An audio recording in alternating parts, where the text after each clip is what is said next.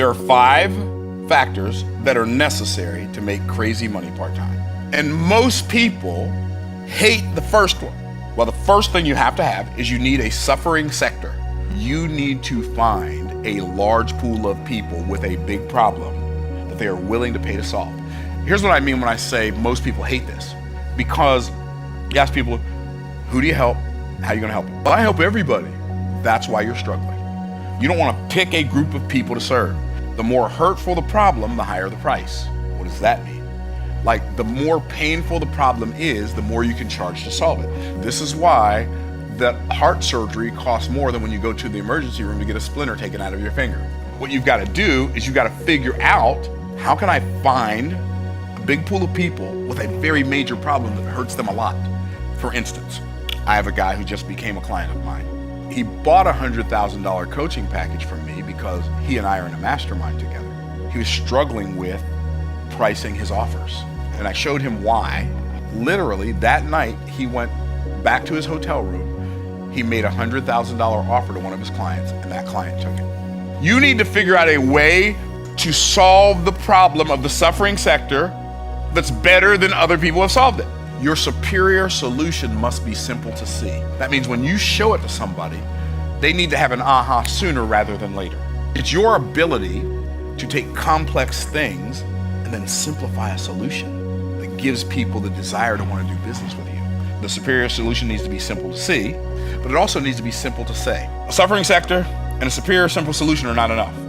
You have to have a sufficient skill set. You need a sufficient social skill set. See, some people don't do well in business because they are socially inept. It means they are unaware of how they are being perceived.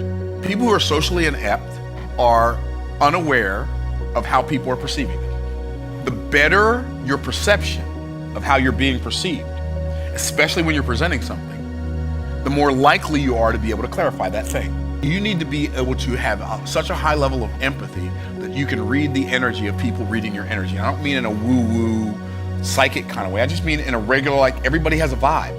But you also need the skill of sales persuasion. This is one of the most important skills in business.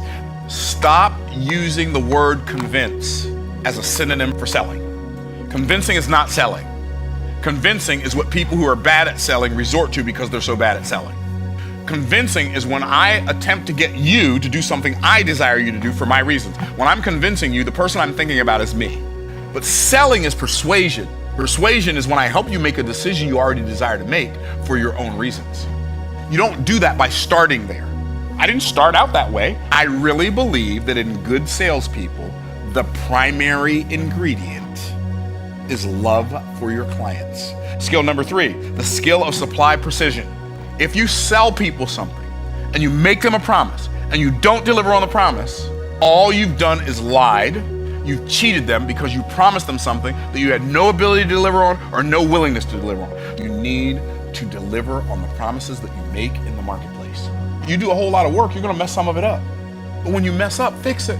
Take responsibility for it. Don't sweep it under the rug, like, lead with it. Then you need a step-by-step system. Like some easy steps to start. The fastest, easiest way to start making money on the internet is to become an affiliate. Then you need a system that's easy to sustain.